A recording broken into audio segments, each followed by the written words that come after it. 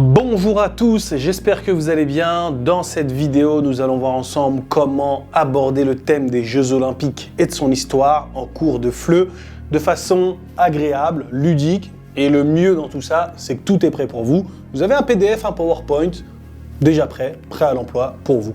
C'est parti, je vous montre exactement de quoi il s'agit. Et pour ce faire, je vais m'appuyer sur le PowerPoint que j'ai créé spécialement pour vous. Allez, c'est parti, on se retrouve tout de suite de l'autre côté. Donc nous y voici, très important avant de démarrer. Ce qu'il faut que vous sachiez, c'est que dans certaines pages, sur certaines diapositives, il y a des logos comme ça. Et ces logos vous permettent d'accéder aux audios. Donc vous cliquez ici et... ouais, j'ai pas Internet. Attendez, je vais mettre Internet vite fait.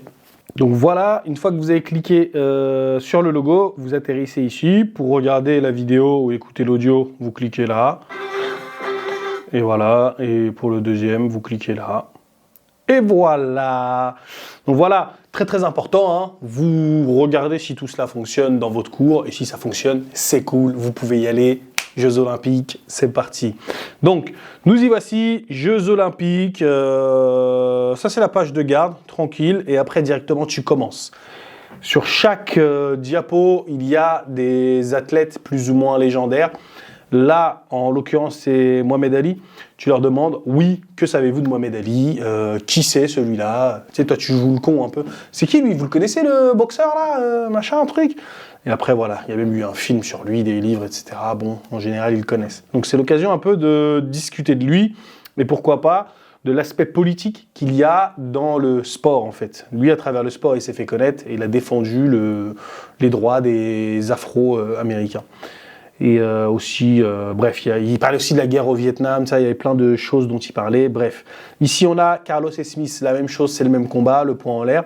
Et ensuite, tu peux leur poser des questions dessus. Et après, tu leur demandes s'ils connaissent l'histoire des Jeux Olympiques. L'histoire des Jeux Olympiques, à la fois politique, pendant la Deuxième Guerre mondiale, avec Hitler, etc. Il y a beaucoup de choses, tu vois, même, je sais pas moi, des athlètes qui se sont fait tuer, des athlètes qui se sont retrouvés dans des camps de... Comment on appelle ça, des camps de travaux forcés, je sais pas, Corée du Nord, etc. Bref, il y a plein d'histoires sur les JO et c'est l'occasion d'en parler.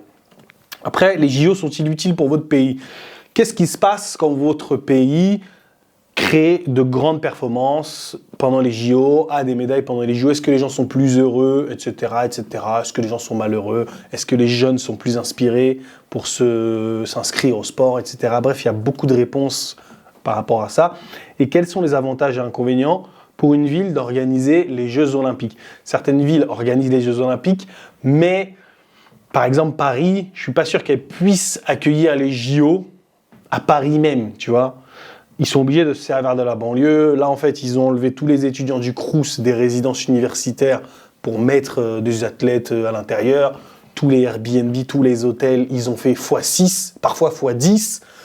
Incroyable. Est-ce qu'une ville, c'est vraiment avantageux pour une ville d'organiser les JO? Ah ouais, et un ticket de métro à Paris, c'était 1,90 € ou 2,10 €. Maintenant, il est passé à 4 balles le ticket de métro. Enfin bref, qui sont les athlètes légendaires pour vous? Là, en fait, tu vas essayer de ne pas limiter cette question uniquement aux Jeux Olympiques. Tu peux parler de football, de hand, de basket, etc.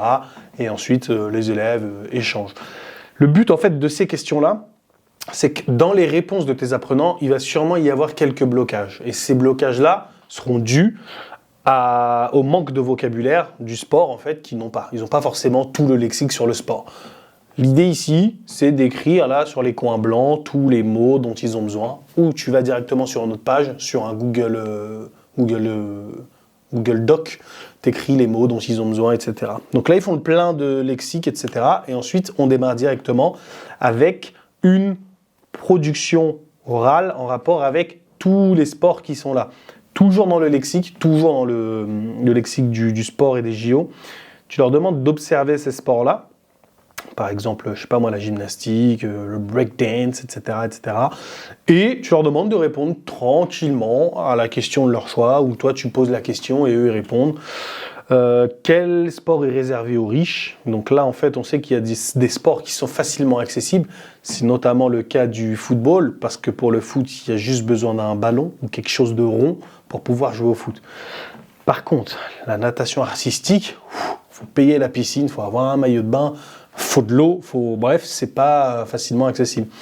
Je sais pas, moi, l'athlétisme, ça peut être accessible, ça dépend de qui. Bref, le curling, faut une patinoire, le ski, faut de la neige, tu vois, le ski, dans certains pays, c'est mort, tu vois, à moins qu'ils aient des moyens comme Dubaï, mais dans certains pays, le ski, c'est mort. Après, tu vois, quel sport attire le plus et le moins l'attention des JO, dans quelle discipline les femmes sont-elles meilleures ou égales aux hommes, tu vois, là, en général, les apprenants parlent de gymnastique et de natation artistique. Mais pas d'haltérophilie ou peut-être parfois du e-sport. Mais le e-sport, tu verras dans ta classe que c'est pas très compris par tes élèves. Bon, je vais pas toutes te les faire, mais l'idée en fait, c'est vraiment de voir tous les sports qu'il y a et ensuite de passer à une compréhension orale sur l'histoire des JO. Ici, nous avons Usain Bolt, 9 minutes 58, record du monde du 100 mètres. Tu leur demandes, connaissez-vous Usain Bolt? De quel pays vient-il? Etc. etc. Qui est le Usain Bolt de votre pays, etc. Donc là, en fait, tu as des questions sur la compréhension orale de Lumni qui raconte en fait l'histoire des Jeux Olympiques de l'Antiquité à maintenant, en fait. Là, tu as les Jeux Olympiques se déroulent, là je te montre la correction, se déroulent tous les 4 ans depuis machin. Non, parce qu'il y a eu une pause, parce qu'il y a eu un empereur qui a dit « Ah, ça c'est pour les païens, ça nous on est des chrétiens, on arrête les JO, on se débrouille avec vous, vous débrouillez sans ça. » Bref, on commençait en Grèce antique en 776, mais la femme a dit 776 avant Jésus-Christ. Donc tu montres à tes élèves ce que signifie avant Jésus-Christ. Donc en fait, presque toutes les réponses un peu complexes sont justifiées. Attends, je vais revérifier, mais en général, voilà quoi. Cette question-là, en fait, la réponse n'est pas dite directement. Elle dit voilà, tous les 4 ans, sauf pendant, je sais plus moi, pendant la guerre 14-18 et la guerre 39-45. Après le reste, franchement, le reste, normalement, il n'y a pas trop de problèmes. Maintenant, production orale, pour donner suite à l'histoire des JO, tu as bonne ou mauvaise évolution. Donc, ici, on a plusieurs évolutions qui concernent les Jeux Olympiques, que ce soit pour l'ajout de nouveaux sports, l'apport de la technologie, etc. Tu as plein d'évolutions et là, ça va être à tes apprenants de s'exprimer sur ces évolutions. Comment tu peux faire ça? Tu peux mettre les apprenants l'un face à l'autre, ils discutent ensemble. Oui, je pense que c'est une bonne évolution pour ci, pour ci, pour ça, et l'autre lui répond. Tu fais ça sous forme de speed dating, chaque élève rencontre un autre élève. Après, tu peux tout simplement demander à tous les élèves de répondre à la question, là, par exemple, l'intégration des athlètes LGBTQ+, dans les compétitions. Est-ce que c'est une bonne idée? Est-ce que c'est une mauvaise idée? Il y a un mec, je crois, il faisait de la natation, il était 300e mondial. Du jour au lendemain, c'est devenu une meuf, et il était dans le top 5 des meufs. Donc, cette question-là a fait parler mes apprenants, parce que je leur ai sorti cet exemple-là. Est-ce que c'est juste pour les femmes que des mecs récemment devenus femmes participent aux JO et raflent tout comme ça? Je sais pas. Bref, chacun voit comme il veut. Je sais pas s'il a participé aux JO ou des championnats du monde ou je sais plus quoi, mais c'était pas juste pour certaines femmes. Bref, il y a beaucoup d'abus de contrôle antidopage. C'est possible qu'ils ne comprennent pas ça. Tu leur dis qu'en fait, on fait trop de contrôle antidopage. Est-ce que c'est une bonne chose? On devrait faire confiance aux athlètes, les valeurs du sport, blablabla, blablabla. Tu continues. Et après, l'introduction du e-sport comme discipline olympique. Le e-sport, c'est bien. Pourquoi? Parce que ça peut être mixte. T'as pas les mecs et les meufs d'un côté. Et tu peux être obèse et champion du monde d'e-sport. C'est cool que les obèses puissent participer aux Jeux Olympiques parce que tu as des Jeux Paralympiques, tu as des Jeux Olympiques, mais tu n'as pas de Jeux obèses olympiques. Bon, c'est bon, je la ferme. Allez, on y va. La suite. Les performances. Ici, tu as Carl Lewis. Tu leur demandes s'ils le connaissent. Oui, non, oui. Bref. Et tu as une petite mise en route. Connaissez-vous ce film à droite, Rasta Rocket? C'est un film de Walt Disney qui met en scène une équipe de bobsleigh qui représente la Jamaïque. En Jamaïque, il fait chaud, le bobsleigh n'existe pas, il n'y a pas de neige. Du coup, ils vont au Canada, ils ont froid, bref, ils participent à la fin, il se passe ce qui se passe. Mais en gros, ce film, plus ou moins, dénonce un peu de choses sur les Jeux Olympiques d'hiver qui favorisent une certaine partie de pays, on va dire, une certaine communauté, un certain paysage, voilà. Bref, je ne sais pas comment décrire ça, mais on a des pays qui sont défavorisés par les Jeux Olympiques d'hiver. Et c'est le thème, en fait, qu'on va aborder dans la seconde partie, les performances. Parce qu'en fait, selon les infrastructures d'un pays, selon la culture d'un pays, selon la richesse, selon la population d'un pays, le nombre de personnes qui vivent dans le pays, la démographie, on a plus ou moins de médailles en fait. C'est ce dont on va parler dans une compréhension orale, mais dans cette compréhension orale, on verra qu'il y a des pays qui ont tous les critères, mais qui sont quand même nuls au JO. Bref, faut-il supprimer les disciplines qui avantagent certains pays? L'Inde était très forte au cricket, elle recevait des médailles et tout au cricket, et ils ont décidé de le supprimer. Est-ce que c'est juste? Est-ce que c'est injuste? Bref. Certains pays gagnent plus de médailles que d'autres grâce à... Et là, en fait, tu as tous les éléments dont on va parler dans la compréhension orale. Grâce à leur richesse, leur nombre d'habitants, leurs infrastructures, leur climat, leur histoire et leur culture. Donc là, ici, c'est bien d'avoir des exemples et des contre-exemples. Moi, j'aime bien parler du Kenya. Pourquoi? Parce que les Kenyans sont très forts en marathon, en course, je sais pas comment on appelle ça, en course. Bref, ils sont très, très endurants. Mais c'est pas le pays où il y a vraiment le plus d'infrastructures. Donc, infrastructure, ça vaut pour le tennis, ça vaut pour les sports qui nécessitent un certain nombre d'infrastructures en fait, mais pour d'autres sports, il faut juste de la motivation et de l'envie tout simplement. Voilà. Maintenant, tu leur demandes qui est Michael Phelps, parce que là, toutes les médailles qu'il a, normalement, on sait qui c'est, Michael Phelps.